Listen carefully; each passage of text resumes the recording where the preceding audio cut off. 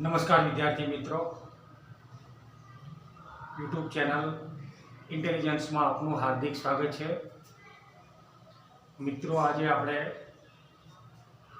અંગ્રેજી ગ્રામરમાં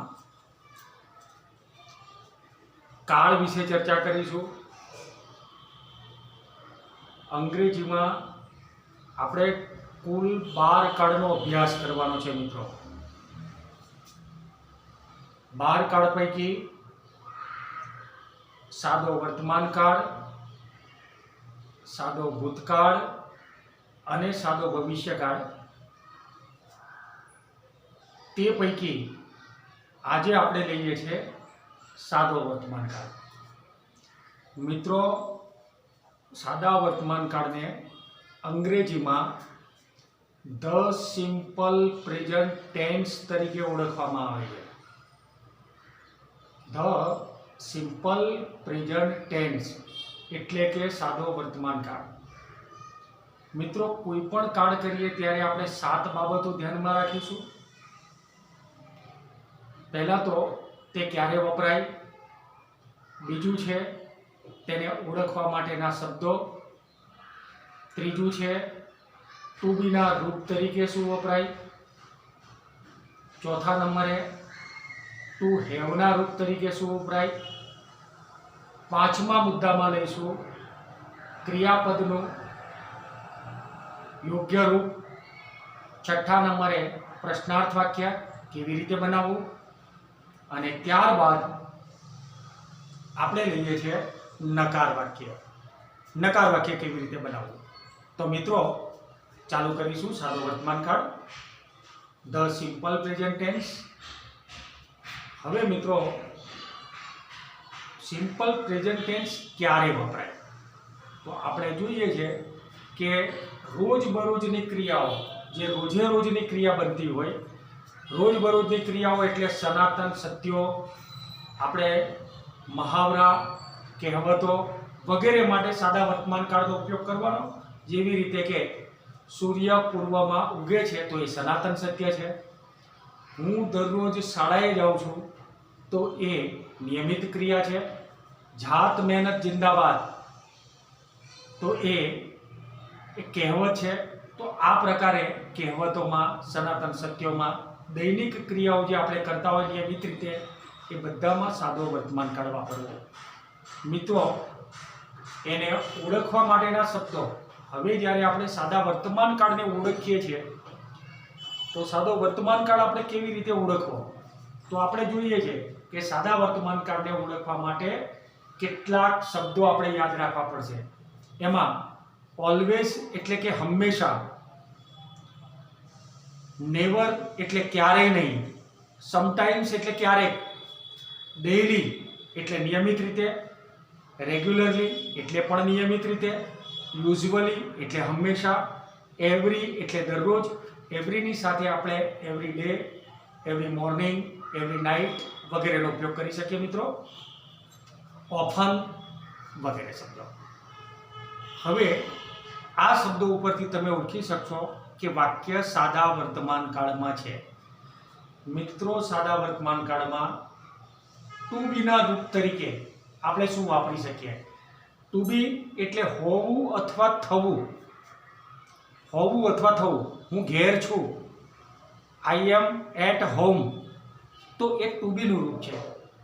એમાં આઈની સાથે એમ પહેલો પુરુષ એકવચન, પહેલો પુરુષ બહુવચન વીની સાથે આર, યુ એકવચન હોય અથવા બહુવચન હોય, તું કે તમે સાથે આપણે આર વાપરીશું. હી, સી, ઇટ અથવા નામ એની સાથે ઇજ, અને તેનું બહુવચન ધે એટલે કે ત્રીજો પુરુષ બહુવચન, તેની સાથે આપણે આર વાપરીશું. તો I am, we are, you are, he, she, it is, they are. હવે ત્રીજો પુરુષ એકવચન આપણે યાદ રાખવાનું છે. મિત્રો, ત્રીજા પુરુષ એકવચનમાં હું જ્યારે કોઈકની સાથે વાત કરું છું તો એ પહેલો પુરુષ એકવચન, સાંભળનાર વ્યક્તિ છે બીજો પુરુષ એકવચન. એના સિવાય કોઈ ત્રીજી વ્યક્તિની વાત કરીએ ત્યારે આપણે પુરુષ હોય ત્યારે હી, સ્ત્રી હોય ત્યારે સી, અને નાન્યતર જાતિ માટે ઇટ શબ્દનો ઉપયોગ કરીએ અથવા તો નામનો ઉપયોગ કરીએ. દાખલા તરીકે my sister, my teacher, my friend, તો એ ત્રીજી વ્યક્તિ છે. તો એના માટે આપણે ત્રીજો પુરુષ એક વચનને જે નિયમ લાગુ પડે એ આપણે કરવાનું છે. મિત્રો, ત્રીજા પુરુષ એકવચન સાથે ક્રિયાપદના રૂપોમાં જે ફેરફાર થાય એ પહેલાં આપણે હેવનું રૂપ જોઈશું. To have. હવે હેવ એટલે પાસે હોવું. મારી પાસે પેન છે તો એનો મતલબ થાય છે આઈ હેવ એ પેન. હવે મારી પાસે પેન છે, એવી રીતે તેની પાસે પેન છે તો હી હેઝ એ પેન. હવે તમે કહેશો કે આઈ સાથે હેવ વાપર્યું અને હી સાથે હેઝ વાપર્યું, તો અહીંયા આપણો એક નિયમ બનશે કે ત્રીજો પુરુષ એકવચન હોય એની સાથે આપણે હેઝ વાપરીશું અને અન્ય કરતા એની સાથે હેવ વાપરીશું. મિત્રો, ક્રિયાપદમાં પણ આ રીતે ફેરફાર કરવાનો છે. ક્રિયાપદમાં ત્રીજા પુરુષ એકવચન સાથે ક્રિયાપદને અંતે એસ અથવા ઈએસ પ્રત્યય લગાડવાનો છે અને અન્ય ક્રિયાપદો, અન્ય સર્વનામો તમને આપેલા હોય, એટલે કે આઈ હોય, વી હોય, યુ હોય, ધે હોય અથવા બહુવચન નામ હોય, જેમ કે ચાઇલ્ડનું બહુવચન ચિલ્ડ્રન હોય, તો એની સાથે હેવ વાપરવું. ત્રીજા પુરુષ એક વચન સાથે હેઝ, બાકીના બધા સાથે હેવ વાપરવું. આ ખાસ ધ્યાન રાખો મિત્રો. ક્રિયાપદમાં પણ એસ અથવા એસ વાપરીએ છીએ. હવે એના માટે પણ કેટલાક ચોક્કસ નિયમો છે કે જે ક્રિયાપદની પાછળ S, double S, SH, CH, x, okay Z હોય એની સાથે આપણે ઈએસ પ્રત્યય લગાડવો. જેવી રીતે કે મેચ, એમએટીસીએચ, તો એમએટીસીએચઈએસ. વોશ, તો વોશિસ. બરાબર? જેની પાછળ આટલા શબ્દો છે એની પાછળ ઈએસ શબ્દ લાગે છે. ક્રિયાપદમાં કેટલાક શબ્દો એવા છે કે જેની અંતે વાય છે, તો વાય જેને અંતે હોય એની સાથે એની આગળનો અક્ષર જોઈશું આપણે. જો એ સ્વર હોય તો માત્ર અંતમાં એસ લગાડો. જેવી રીતે કે પ્લે, તો પ્લેની સાથે PLAY આગળ એ છે તો આપણે PLAYS, પ્લેઝ એટલે કે રમે છે અથવા તો વગાડે છે. ક્રિયાપદના છેડે વાય હોય પણ આગળ વ્યંજન હોય એવા કેટલાક શબ્દો છે. હું બોલીશ તમને કે ક્રાય, ફ્લાય, રિપ્લાય. તો આગળ વ્યંજન હોય ત્યારે વાયને દૂર કરી નાખો. જેમ કે ક્રાય હોય ત્યારે CRY, વાય દૂર થઈ જશે. વાયની જગ્યાએ IES લગાડો, ક્રાઇઝ, CRIES, ક્રાઇઝ એટલે રડે છે. તો આ રીતે ક્રિયા પુરુષ એકવચનમાં ફેરફાર કરીશું મિત્રો. ત્યારબાદ કેટલાક શબ્દો એવા છે કે જેમાં ક્રિયાપદના રૂપોની અંદર અનિયમિત ફેરફારો થાય છે.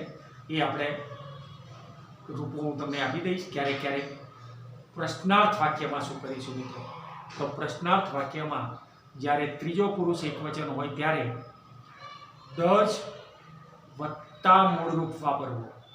દાખલા તરીકે does Seema work hard, does Seema work hard. અને નકાર વાક્ય હોય ત્યારે ડઝન્ટ વત્તા મૂળરૂપ વાપરવું.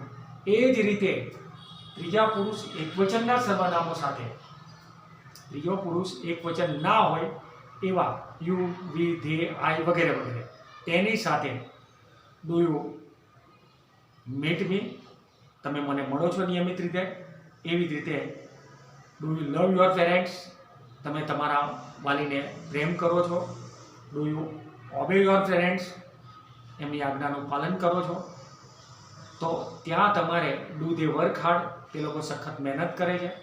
આની સાથે આપણે રૂપ આપીશું. તો આ પ્રમાણે આપણે સાદા વર્તમાન કાળના યોગ્ય નિયમિત રૂપો જોઈશું. એની સાથે ક્યારે એસ અથવા યસ લગાડવું, ક્યારે પ્રશ્નાર્થમાં ડુ કે ડઝ વાપરવું, નકારમાં ડોન્ટ કે ડઝન્ટ વાપરવું, એનો આપણે વિગતે અભ્યાસ કર્યો મિત્રો. કોઈ પણ વસ્તુની સમજણ ના પડે તો મને કમેન્ટ બોક્સમાં લખશો. હું તમને શક્ય બનશે એ પ્રમાણે જવાબ આપવાનો પ્રયત્ન કરીશ.